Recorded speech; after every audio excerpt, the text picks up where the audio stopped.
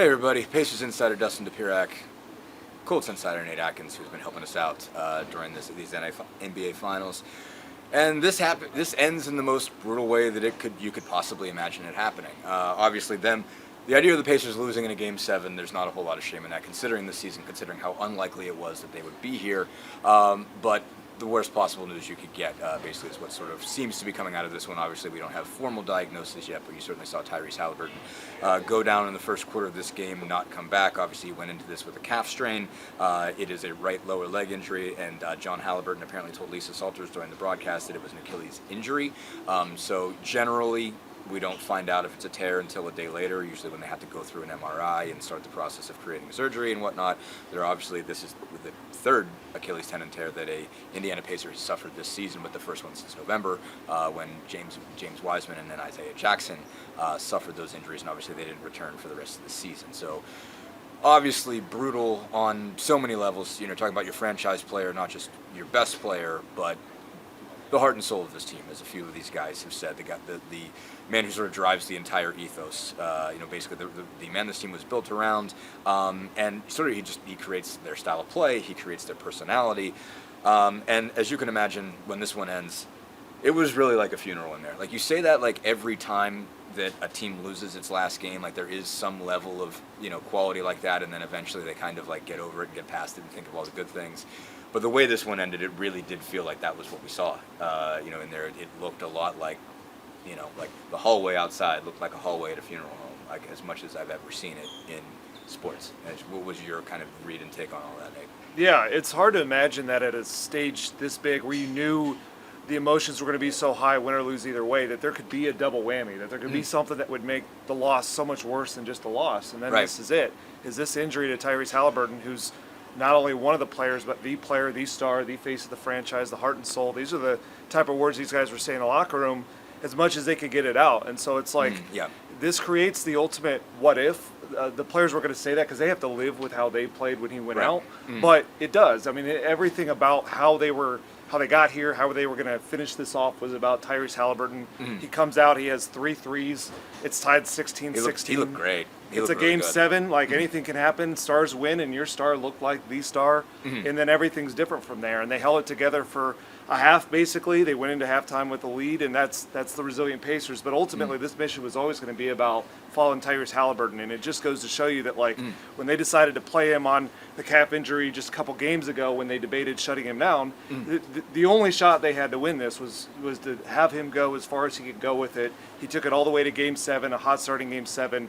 And then this is how it turned out. It is just, it's brutal because I think, like you said, it was always plausible that they could lose, but to lose where you're just going to stare back and say, what if he doesn't tweak that calf? What if he gets through 2.5 more quarters? That's the part that's really hard. And it also sets you back. I mean, you don't know when he returns, and that's the sort of thing. If you just lose this thing in 7 games, in whatever heartbreaking fashion that is, you at least say, okay, you have the experience of getting to Game 7 when you weren't supposed to in the NBA Finals against a 68-win team. Now you go forward next year, and you don't know what your season looks like. I mean, they've certainly been able to win games without him before. They will be a functional team. They're still going to have 2 point guards in Andrew Nembhard and TJ McConnell. Those guys are under contract. They're still going to have an all-star caliber player in Pascal Siakam. You would think they'll still probably sign Miles Turner. I don't know if that changes the calculus on that at all. But you have a lot of good players still. But you don't have your driving force. You don't have the engine of this team, and also, you're going to be working him back the entire next year. So that throws you back. You mentioned the idea of them making the choice.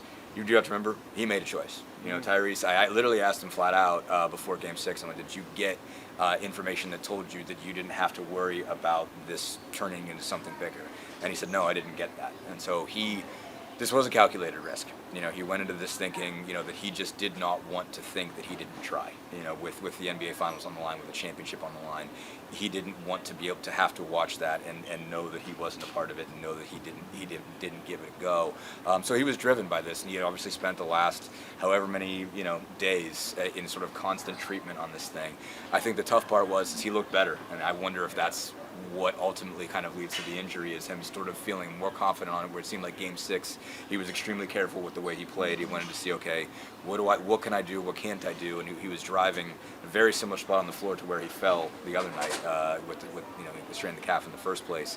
It seemed like he was really trying to push there and get to the rim, and you see him go down. It was crushing stuff. I guess just to quick human level, I mean, obviously, like, Tyrese Haliburton's a heck of a guy. Like, he's just a heck of a human being, and he's been a joy to cover. And it's just tough as a human just to see anybody who's worked as hard as he has and been through as much as he has as a player, to see a guy like that go down. And like, again, I owe a lot of thanks to him for how basically what he's been like just as a source, as a person to cover. For that was just sort of on a human level tough to watch, to see all those guys gather around him and know how much he'd put in, the risk he had taken on their behalf, and to know what he's probably in for going forward over the next who knows how long as far as his recovery process. So at that point, obviously, it's tough. It would have been tough if he didn't play this game for them to come up with a strategy to attack this Thunder defense, and it's a whole lot harder if you got to do that on the fly. They really did a good job of fighting, I thought, through the second quarter. Third quarter, it falls apart. Turnovers is a big issue. Obviously, you're dealing with the pressure and the length and just the ability to swarm that the Thunder have. I think it's, what's the final? I got to look at it to make sure. The turnovers become the big thing. You had a sense all throughout this that was going to be one of the defining factors. They turned the ball over 23 times, where the Thunder only committed 8 turnovers. Points off turnovers were 32-10. Just did not seem like they had any solution for all the double teams, all the blitzes, all the length, all the everything else that came at them once Haliburton was out. Yeah, obviously the Haliburton injury is the whole story, but when you look at the actual game result, this is basically what Game 5 was in a lot of ways. Sure. I think they lost by very similar score. They had 23 turnovers in that game, 23 in this one. And that one, kind of the same thing, where their best moments in that game was a run from T.J. McConnell just kind of taking over as a scorer. There were stretches in this game where that was happening too, early second half when it was starting to slip away. He was holding them in it. At one point he had scored like 5 straight of their baskets, but they couldn't get anything else around him. And ultimately, he cannot drag the team there. It's just that's not his style. He's meant to come off the bench. When Tyrese is hurt, obviously his role's going to expand, but it can't just be he can't be the whole engine of the offense scoring it. And that's ultimately what happened. Is it just was like Game 6 when Tyrese was able to play, but like you said, he was calculated. They knew they had another game after that. I just think it was a different mentality. But all he was the other leaving it all out there, and that's what makes it tough. Exactly. And all the other role players stepped up in that moment. He didn't have to be this huge scorer. This game, he comes out in an empty the clip type mindset early on. He was very effective as a player, knowing he probably has to overcome a little bit. Role players just don't play the same on the road that they do at home in these moments, and that ended up being the split. And then when you don't have Tyrese setting them up, that's where you see how these role players played. It's just and it shifts all the matchups too. I mean, that's another big piece. Is you go from Lou Dort is covering Haliburton, and even when he was playing with a calf strain, Lou Dort wasn't he wasn't taking any chances. He was still all over Haliburton. Well, then he gets to shift to Andrew Nembhard. And someone else gets to shift to guarding McConnell, and someone else gets to shift to guarding Mathurin, and someone else gets to shift to guarding Siakam, and all of those defensive matchups become a little bit more advantageous on the Thunder's part, and they just swarmed. They just attacked. It was a kind of blood and water type of circumstance where they just went after it. So probably shouldn't take all this much time.